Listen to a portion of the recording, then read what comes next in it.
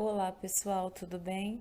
Vamos para a 18ª semana de atividades e o tema de hoje são as células. A célula é a menor unidade que forma o corpo dos seres vivos e todo ser vivo é formado por células, menos os vírus. Além disso, a célula é uma estrutura viva, ou seja, dentro de cada célula ocorrem milhares de reações químicas que são necessárias para o desenvolvimento daquele ser vivo. Sem o desenvolvimento das células, a vida não seria possível. Uma outra informação importante é que durante o nosso desenvolvimento embrionário ocorre uma série de divisões celulares que vão formar quem nós somos. Com relação ao tamanho, a maioria das células são extremamente pequenas, visíveis apenas com auxílio de instrumentos como os microscópios. As células muito pequenas são chamadas de microscópicas. Um exemplo são as células do sangue, como eu coloquei na imagem, as hemácias, que também podem ser chamadas de glóbulos vermelhos. São essas redondinhas que vocês estão vendo.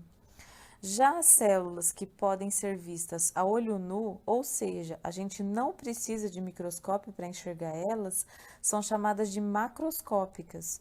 Por exemplo, a gema do ovo é uma célula que nós conseguimos enxergar.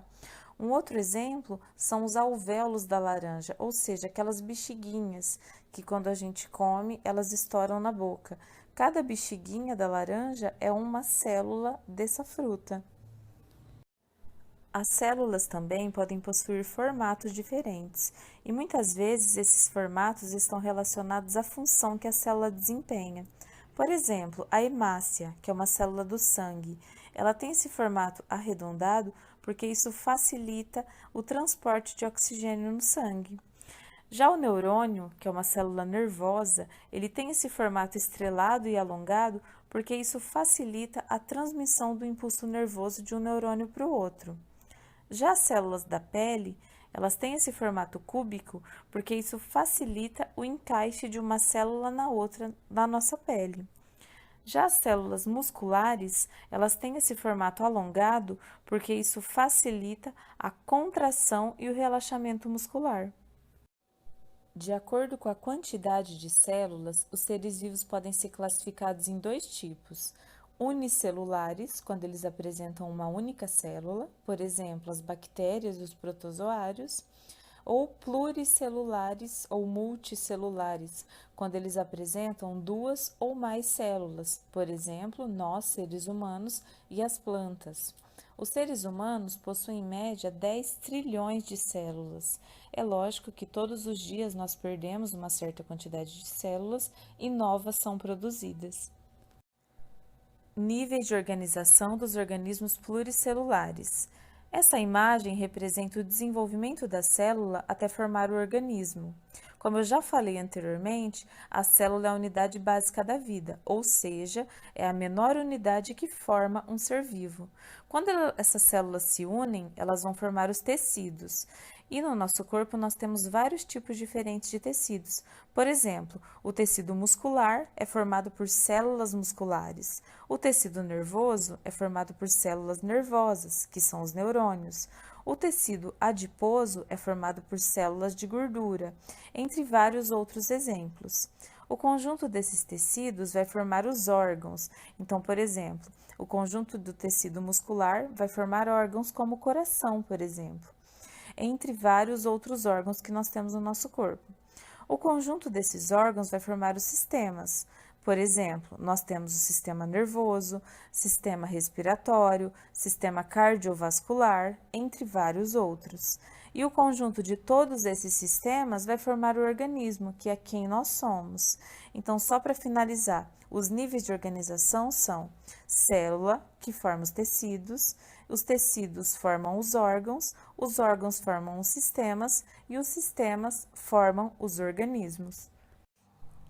A estrutura das células. Toda célula, independente do seu tamanho, do seu formato, apresenta quatro tipos de componentes básicos, que são a membrana plasmática, o citoplasma, o DNA e os ribossomos. A membrana plasmática é essa membrana que dá limite à célula. Além disso, ela controla a entrada e a saída de substâncias na célula. Já o citoplasma é um material gelatinoso de preenchimento da célula. E é no citoplasma que estão localizadas as organelas, que a gente vai falar mais para frente o que são.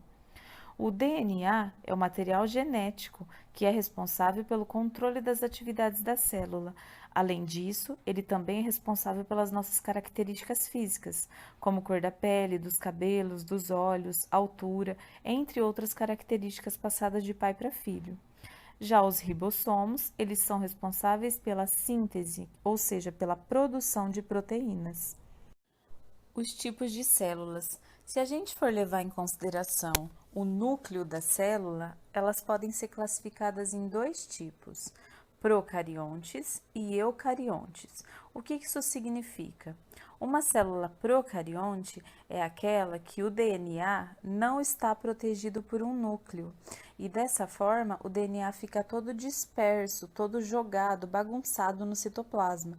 Como vocês podem ver, a célula da esquerda é uma célula de uma bactéria procarionte. O DNA é todo esse emaranhado que está em azul no meio da célula, ou seja, ele fica todo bagunçado porque ele não tem núcleo para proteger. Já as células eucariontes são aquelas em que o DNA fica protegido por um envoltório nuclear e um núcleo, como vocês podem ver na imagem da direita, que está em azul o núcleo bonitinho e o DNA está dentro dele protegido por esse núcleo. Aqui a definição de procarionte e eucarionte, que eu acabei de falar para vocês, e os exemplos. Um exemplo de célula procarionte são as bactérias, e um exemplo de célula eucarionte são os demais seres vivos, eu, você, os animais, as plantas, entre outros. Organelas citoplasmáticas. As organelas são todas essas estruturas que vocês estão vendo na imagem, que têm nomes e funções específicas. Como vocês podem ver, cada uma delas está presente no interior da célula e ficam dispersas no citoplasma, que é esse material gelatinoso que está em azul mais escuro. A gente vai falar agora sobre cada uma delas e as funções que elas desempenham dentro da célula. A primeira organela que nós vamos falar é o retículo endoplasmático. Ele faz a função de transporte de substâncias no interior da célula e para fora dela também. Nas células, existem dois tipos de retículo endoplasmático, o retículo endoplasmático liso e o retículo endoplasmático rugoso, como vocês podem ver na imagem. Complexo de Golgi. Essa organela é representada por um conjunto de bolsas achatadas, como vocês podem ver na imagem, ele é bem achatadinho. Ele tem a função de receber e de expulsar proteínas para fora da célula. Lisossomos são pequenas bolsas ou vesículas formadas a partir do complexo de Golgi, que eu acabei de explicar, e elas têm a função de participar da digestão celular. Mitocôndrias. Essas organelas, que têm um formato parecido com um feijãozinho, elas participam da respiração celular e também da produção de energia para a célula. Ribossomos. Como eu já falei anteriormente, ele é um tipo de organela que está presente em todo tipo de célula, tanto eucarionte como procarionte. A principal função dos ribossomos é a produção de proteínas. Centríolo. Essa organela é muito importante no processo de divisão celular e elas são encontradas apenas nas células animais, ou seja, a célula vegetal não tem centríolo. Cloroplastos. Essas organelas são encontradas apenas nas células vegetais e elas participam do processo de fotossíntese. Além disso, elas também armazenam clorofila, que é o pigmento que dá a cor verde às plantas. Núcleo celular. Como nós já falamos, o núcleo ele só está presente nas células eucariontes, animal e vegetal. Células procariontes não apresentam núcleo. A função principal do núcleo é de armazenar o DNA, que é o material genético, e por isso o núcleo é o centro de controle de todas as atividades da célula. Agora nós vamos falar sobre as diferenças entre uma célula animal e uma célula vegetal. As duas células apresentam citoplasma, núcleo, membrana plasmática e também os ribossomos. Mas a célula vegetal apresenta três estruturas que a célula animal não tem, que são o cloroplasto, a parede celular e o vacúolo. O vacúolo são esses espaços que controlam a entrada e a saída de água na célula.